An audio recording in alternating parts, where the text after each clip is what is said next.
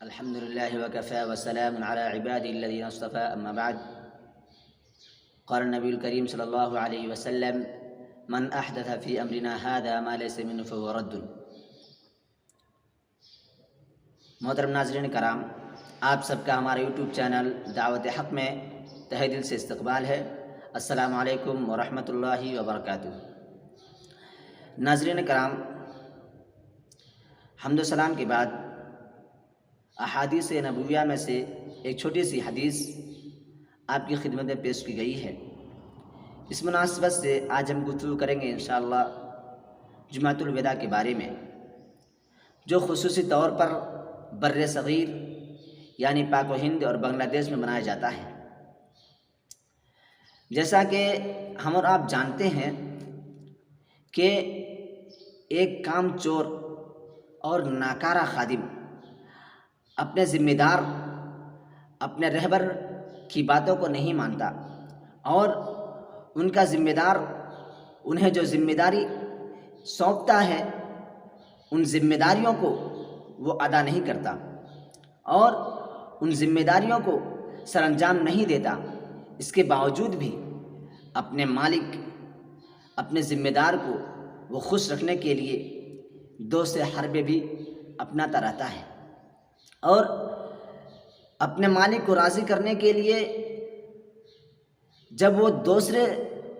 طریقے کو اور نئے نئے انداز کو اپناتا ہے تو اس میں جائز اور ناجائز میں گریز نہیں کرتا، اس میں کوئی تمیز نہیں کرتا. حالانکہ اس کا ذمہ دار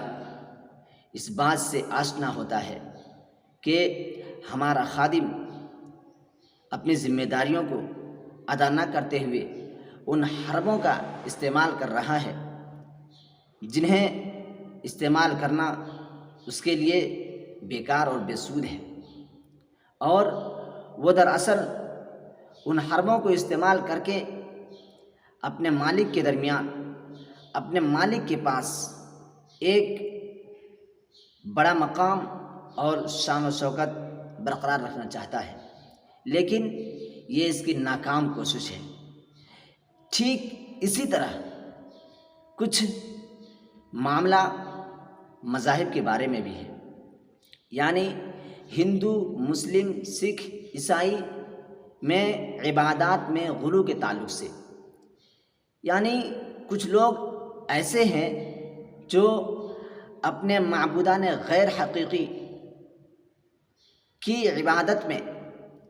ایسے غلو کرتے ہیں، اور وہ اس لیے کہ ہم اپنے معبودان غیر حقیقی کے سامنے ان بندوں میں شمار ہو جائیں جو خاص ہیں اور عام لوگ اس میں شمار نہیں ہیں. خیر، یہ تو غیر معبودان حقیقی کی بات ہے، لیکن افسوس تو اس مقام پر ہوتا ہے جہاں لوگ اپنے معبود حقیقی یعنی اللہ رب العالمین کی عبادت کے دعوے دار ہوتے ہیں، اور اس کے باوجود بھی کہ اللہ رب العالمین نے ان کے عبادات کے طریقے اور تعداد اور مقدار کو متعین کر دیا ہے، لیکن پھر بھی ان کی خواہش ہوتی ہے کہ ہم ان تعداد اور مقدار میں کچھ اضافہ کر دیں، اور نہیں تو کچھ نئے چیز اپنا دیں تاکہ ہماری خواہش کی تکمیل بھی ہو جائے اور ہم بحیثیت مسلمان ایک شان و شوکت اور مرتبے والے بھی باقی رہیں. ممکن ہے کہ کچھ ناسمجھ اور بھولے بھالے لوگ یہ سمجھتے ہوں گے، لیکن معاملہ یہ نہیں ہے. معاملہ دراصل اس طرح سے ہے کہ یہ کام ان شاطر اور چالاک لوگوں کی ہے جو ہمارے دین حنیف کو داغدار کرنے اور اس کو کجی میں داخل کرنے میں لگے ہوئے ہیں، اور اس کو بیکار کرنے میں لگے ہوئے ہیں. اور ان کی یہ سوچ ہے کہ جو دین حنیف اپنی اچھی خصوصیات اور اچھے صفات سے انسان کو مزین کرنا چاہتا ہے اس میں وہ کامیاب نہ ہو پائے۔ ممکن ہے کہ کچھ ناسمجھ لوگ بھولے بھالے اس کے قائل ہوں، لیکن معاملہ یہ ہے کہ یہ بھولے بھالے اور ناسمجھ لوگوں کا عمل نہیں، بلکہ ان شاطر اور چالاک لوگوں کے حربے ہیں جو دین میں کجی پیدا کرنے کے در پہ ہیں۔ مقصد یہ ہے کہ امت کا شیرازہ بکھر جائے اور دین حنیف جو اپنے صاف اور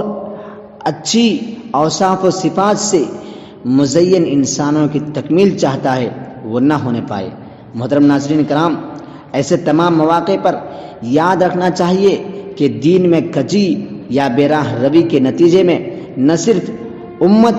منتشر المزاجی کا شکار ہوگی بلکہ رب غفور الرحیم کی نظر کرم سے بھی محروم ہو جائے گی۔ معلوم ہوا کہ دین کے وہ کام جن کو عبادات کا درجہ دیا جاتا ہے ان میں کوئی نئی چیز پیدا کرنا،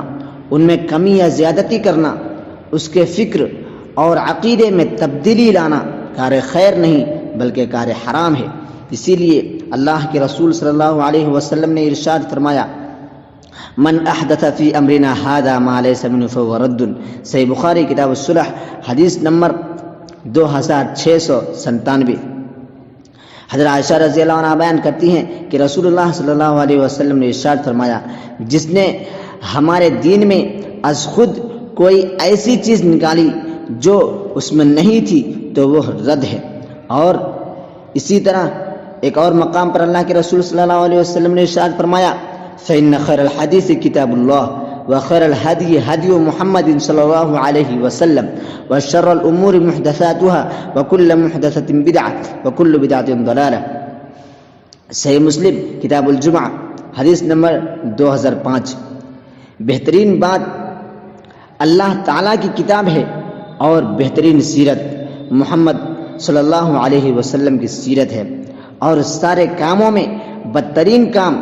نئے نئے طریق ہیں اور ہر بدعت گمراہی ہے۔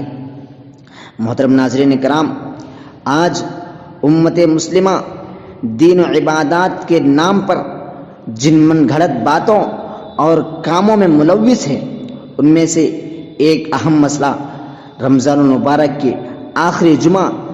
یعنی جمعۃ الوداع کے بارے میں ہے کہ وہ رمضان المبارک کے آخری جمعہ کو جمعۃ الوداع کہتے ہیں اور اس کو جمعۃ الوداع سمجھتے ہیں۔ رمضان کے آخری جمعہ کو آج عرف عام یعنی عام لفظوں میں جمعۃ الوداع کا نام دیا جاتا ہے، اس کے باوجود کہ یہ نام کتاب و سنت میں کہیں نہیں ملتا۔ یہ الوداعی کلمات پر مشتمل خطبات نبی کریم صلی اللہ علیہ وسلم اور آپ کے صحابہ کرام رضی اللہ عنہم اجمعین، تابعین اور تبع تابعین سے منقول نہیں، اور جو فعل ان تینوں زمانوں میں نہ پایا جائے وہ من گھڑت اور بدعت ہوتی ہے، اور ہر بدعت گمراہی ہے۔ میں یہاں یہ بات بتانا چاہوں گا ان بھائیوں کو جو اس دن یعنی رمضان المبارک کے آخری جمعے کے روز خاص طور پر نئے کپڑے پہنتے ہیں اور خوشی یا غمی کا اظہار کرتے ہیں کہ یہ جمعہ بھی تمام جمعہ کی طرح ہے، اسی لیے اس طرح کے کام انجام نہ دیں اور اس طرح کی خوشی یا غمی بنانے سے پرہیز کریں، اور اس جمعہ کو خاص کر تہوار کی شکل نہ دیں، اور اپنے قول و عمل سے اس کی مخصوص فضیلت بیان نہ کریں، کیونکہ ان سب چیزوں سے ہمارے عام مسلمان بھائی بھڑک جاتے ہیں، بہک جاتے ہیں، اور ان سب چیزوں سے دور رہنا چاہیے، کیونکہ یہی وہ اعمال ہیں جن کی بنا پر عام مسلمان جمعۃ الوداع کے خطبے کا بہت اہتمام کرتے ہیں، یہاں تک کہ اگر کسی سے یہ چھوٹ بھی جائے تو اس کو برے عقیدے والا گردانتے ہیں۔ آخری بات یہ ہے کہ نبی کریم صلی اللہ علیہ وسلم اور صحابہ کرام رضی اللہ عنہم اجمعین کے طریقے اور راستے کی اتباع کرنے میں ہی مکمل خیر ہے، اور تمام طریقوں، رسموں اور عرف عام میں جو جاری و ساری باتیں ہیں ان سے پرہیز کیا جائے، جو غیر شرعی کو شرعی اور غیر سنت کو سنت سمجھ کر انجام دی جاتی ہیں۔ ورنہ پھر میرے سوال کا جواب دیجیے کہ اس کے یعنی رمضان المبارک کے انوار و برکات کے فصل بہارا ہر سال لگیں گی، رحمتوں کی بارشیں ہر سال برسیں گی انشاءاللہ، پھر اسے الوداع کہنے کا کیا مطلب؟ آخر میں اللہ رب العالمین سے دعا ہے کہ اللہ رب العالمین ہمیں صحیح سمجھ کی توفیق عطا فرما، ہمیں کتاب و سنت کے مطابق زندگی گزارنے کی توفیق عطا فرما۔ یا اللہ رب العالمین ہمارے درمیان یہ جو وبائی مرض کرونا وائرس آیا ہوا ہے، یا اللہ رب العالمین تو ہمیں اس سے بچا اور اپنے رحمت سے اس بیماری کو دور فرما۔ یا اللہ رب العالمین تو ہمارے دعاؤں کو قبول فرما، آمین۔